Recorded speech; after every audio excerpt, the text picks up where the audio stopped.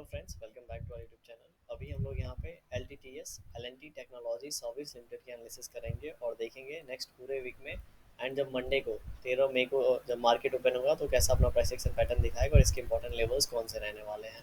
तो weekly time frame में मैंने चार्ट लगा रखा है आपके लिए। अगर आप कुछ वीक से दिख रहे होंगे, मतलब पिछले 4-5 वीक से ये क्या हो रहा है, लगातार इसके अंदर सेलिंग हो रहा है और ये काफ़ी डीप करेक्शन हो रहा होगा। अगर आप देखेंगे तो लगभग लगभग 6,000 के आसपास ये पहुंच गया था। ऑल टाइम जो इसका हाई है 6,000 के आसपास, उन लेवल्स के आसपास पहुंच गया था और यहीं से रिजेक्शन मिलके ये काफ़ी तेज़ी से 4,300 के आसपास आके ट्रेड करने लगा है। तो ये काफ़ी बड़ा इसको फॉल बोला जाएगा, क्योंकि जो भी इसने यहाँ से यहाँ तक की जर्नी की है, यहाँ पे देखेंगे 2-3 महीने यहाँ पे रुका है, ठीक है। उसके बाद ये जर्नी ऊपर की ओर गई थी। पूरी की पूरी जर्नी यहाँ पे एक मंथ में ये यहाँ पे लॉस करता हुआ हम लोगों को नज़र आ रहा है। तो जिन लोगों के पास बना होगा, जिन लोग यहाँ पे पोजीशन बनाए होंगे या जो लोग एग्जिट नहीं किए होंगे, वो अच्छे खासे इस शेयर के अंदर लॉस में होंगे।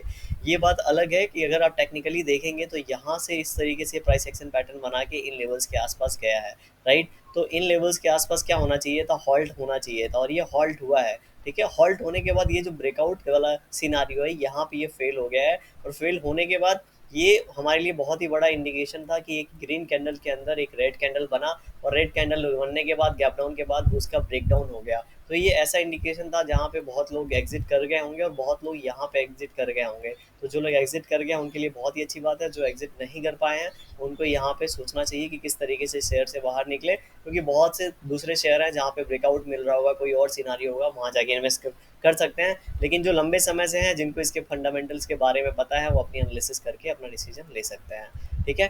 अभी हमारे लिए क्या है, यहाँ पे अगर आप देखेंगे तो यहाँ पे, ठीक है, इस कैंडल के बीच में कितने कैंडल है, 2 कैंडल है। तो ये ऐसा सिनारियो था जहाँ पे इतना फॉल होने के बाद इन लेवल से ये बाइंग हैपनिंग हुई थी, ठीक है। ये ऐसा लेवल था जहाँ से यू टर्न आया था। तो जब ये फर्स्ट टाइम इसके पास आएगा तो यहाँ से बाउंस बैक मिलने की हायर प्रोबेबिलिटी वाला केस होता है, ठीक है। सबसे ज़्यादा प्रोबेबिलिटी वाला केस है यहाँ से बाउंस बैक मिलने की। तो ये वैसे देखा जाएगा तो यहाँ पे देखिए, ये ब्रेकआउट लेवल था, तो इस ब्रेकआउट लेवल के आसपास भी हम लोग को हॉल्ट थोड़ा सा देखने को मिल रहा होगा इस कैंडल पे। लेकिन जो अच्छा वाला बाउंस बैक मिलेगा वीकली टाइम फ्रेम पे 4250 से लेके ये नीचे का लेवल हम लोग यहाँ पे देख लेते हैं।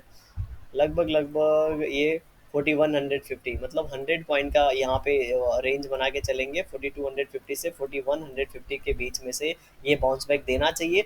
हो सकता है 10-20-30 रुपये ऊपर नीचे दे के यहाँ पे ये बाउंस बैक दे। बाउंस बैक देने का मतलब ये नहीं है कि यहाँ से यू टर्न हो जाएगा। बाउंस बैक यहाँ पे देने का मतलब मेरा यहाँ पे सिर्फ इतना है कि यहाँ पे ये होल्ड करने वाला है, ठीक है। ये ऐसा लेवल होगा जहाँ पे पहली बार बायर्स अब ट्राई करेंगे कि इसको यहाँ पे फिर से बाइंग हैपनिंग स्टार्ट हो और यहाँ पे फिर से छोटा छोटा कुछ कैंडल बनाए, जैसे यहाँ पे इनसाइड कैंडल बनाया था, ठीक है। यहाँ पे सिचुएशन हुई थी, वैसा कुछ यहाँ पे सिचुएशन बने एंड उसके बाद फिर से बायर्स यहाँ पे हो सकता है इंटरेस्टेड होंगे, या फिर इस बार कम इंटरेस्टेड होंगे तो बहुत ज़्यादा टाइम यहाँ पे ये इसको स्पेंड करना पड़ेगा, जैसे यहाँ पे स्पेंड किया था ऊपर जाने के लिए। समझ रहे हैं। तो इस तरीके का सिनारियो अब हम लोग एक्सपेक्ट कर सकते हैं इस शेयर में आने वाले समय में। अब ये कितना दिन चलेगा, इसको यहाँ पे कितना, देखिए आने के लिए तो 4 महीने में 4 वीक में ये इतना नीचे आ गया और जाने में कितना टाइम वापस लगाया था, ठीक है। बहुत कम टाइम होता है जब ये इतना बड़ा रैली 1-2 महीने में कर देता है। अदरवाइज यहाँ पे 4-5 महीने का टाइम इतना रैली करने में लग जाता है, लेकिन यहाँ पे फॉल होने में सिर्फ हमें 1-1.5 महीने ही लगे हैं। इस बात को हमें नोट करके रखना है। सिर्फ एक बार हम लोग चल के मंथली टाइम फ्रेम पे भी देख लेते हैं कि मंथली टाइम फ्रेम पे इंपॉर्टेंट सपोर्ट कहाँ नजर आ रहा है। तो मंथली टाइम फ्रेम पे भी अगर हम लोग देख रहे हैं तो 3 महीने ऊपर रुकने के बाद यहाँ पे नीचे आया है। तो कोई भी अगर यहाँ पे पोजीशन बनाया होगा तो उसको पहले से ही अलर्ट हो जाना चाहिए था, ठीक है। चलिए बात गई। अभी यहाँ पे देखेंगे तो यहाँ पे ये लेवल्स हम लोग जो अभी डिस्कस कर रहे थे, ये ऐसा लेवल है कि यहाँ पे इस तरीके से प्राइस एक्शन पैटर्न बनेगा, देख रहे हैं। तो यहाँ पे इस तरीके से प्राइस एक्शन पैटर्न बनना चाहिए, ना कि ये तुरंत आके ऐसे ब्रेक करके। कोई शेयर इतनी तेजी से ऐसा ब्रेक नहीं करता है। ब्रेक करना है तो इसको प्राइस एक्शन पैटर्न बनाना पड़ेगा और जो इंपॉर्टेंट सपोर्ट है उसको रिस्पेक्ट करना पड़ेगा, ठीक है। अब यहाँ से जब ये रिस्पेक्ट करेगा तो ये हम ये नहीं बोल सकते कि यहाँ से इन्हीं लेवल से जाके 4800 से ही रिजेक्शन आएगा। ये रिजेक्शन कहीं से भी आ सकता है, 4400 से, 4200 से, 4300 से, ठीक है। कहीं से भी ये रिजेक्शन आ सकता है और अगर ऐसा प्राइस एक्शन पैटर्न कंटिन्यू होता है तो हमारे पास उसके बाद का जो इंपॉर्टेंट लेवल रहेगा वो लगभग लगभग इन लेवल्स के आसपास रहेगा। क्योंकि अगर इन लेवल्स के बीच में से ये 4-4000 के ऊपर से यहाँ से वापस नहीं होता है तो ये ज़्यादा चांसेस है कि ये 3500 के आसपास आके ट्रेड करेगा। लेकिन ये अभी बहुत दूर है 3500, इसलिए 4000 4100 वाले लेवल को अभी हम यहाँ पे कंसीडर करके चलेंगे। इस मंथ में मान लेते हैं कोई यहाँ पे मिरेकल होता है और यहाँ पे ये बाउंस बैक लेने के बाद क्लोजिंग ये कैंडल ऊपर दे देता है, समझ रहे हैं, यही कैंडल ऊपर दे देता है जिसकी प्रोबेबिलिटी अभी बहुत ही ज़्यादा कम है। हम मान के चलते हैं एक ऐसा सिचुएशन होता है तब हम लोग मान के चलेंगे कि ये इस यहाँ पे हो सकता है एक चैनल पैटर्न बनाए और उसको बाद में ऊपर की ओर ब्रेक करे। ठीक है, अब हम सीधे वन डे टाइम फ्रेम पे चलते हैं। वन डे टाइम फ्रेम पे आप क्या नज़र देख रहे हैं कि वन डे टाइम फ्रेम पे यहाँ पे 4-5 दिन लगातार गिरा, फिर 2-4 दिन यहाँ पे रुका, फिर से इस वीक में ये कहीं पे भी रुका नहीं है, एक भी ग्रीन कैंडल आपको देखने को मिल रहा है नहीं। ट्रेडिंग किस लेवल के आसपास कर रहा है तो 4360 के आसपास कर रहा है। अगर पीछे जाके यहाँ पे हम लोग सपोर्ट ढूंढने की कोशिश करेंगे तो फिलहाल तो मुझे कोई सपोर्ट नज़र नहीं आ रहा है। जहाँ तक बात है, अगर सपोर्ट है भी तो वो लगभग लगभग 4320 4300 के आसपास है। तो हम लोग ऐसा कर लेते हैं कि 60 रुपीज़ अभी 4300 से दूर है। ठीक है, तो हो सकता है एक ऐसा प्रॉबिलिटी नज़र आ रहा है जहाँ पे 60% चांस है कि 4300 जब भी टच करेगा तो यहाँ पे थोड़ा सा हो सकता है उससे नीचे जाके, लेकिन क्लोजिंग हम लोग को उस दिन ऊपर की ओर मिले।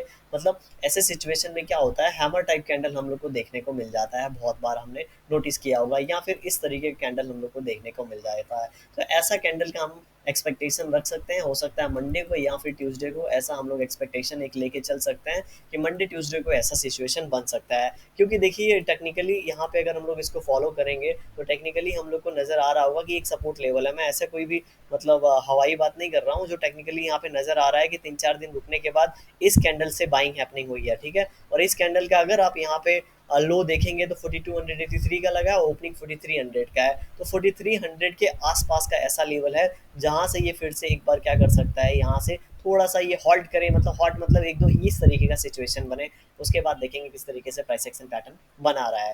ठीक है, तो ये सिचुएशन हम लोग एक्सपेक्ट करके चल रहे हैं कि आने वाले मंडे ट्यूसडे में यहाँ पे हॉल्ट करेगा और यहाँ पे थोड़ा सा ये वोलाटाइल होकर साइडवेज जाने की कोशिश करेगा। तो ऐसा ये मंडे को प्राइस एक्शन पैटर्न बना सकता है। वीकली 15 मिनट टाइम फ्रेम पे भी हम इसे देख लेते हैं।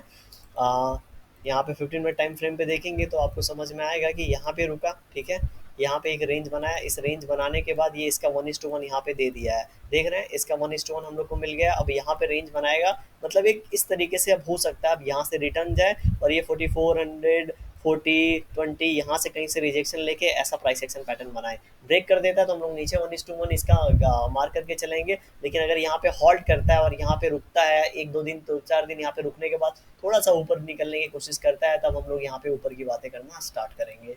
देखिए वीडियो कैसी लगी कमेंट सेक्शन में आप बता सकते हैं, वीडियो पसंद आएगी तो लाइक कर सकते हैं, चैनल पे नए होंगे सब्सक्राइब कर सकते हैं। कोई भी डिसीजन लें अपनी एनालिसिस ज़रूर करें और प्लीज़ एक एसएल प्लेस करके हमेशा आप रखें। Thank you for watching this video.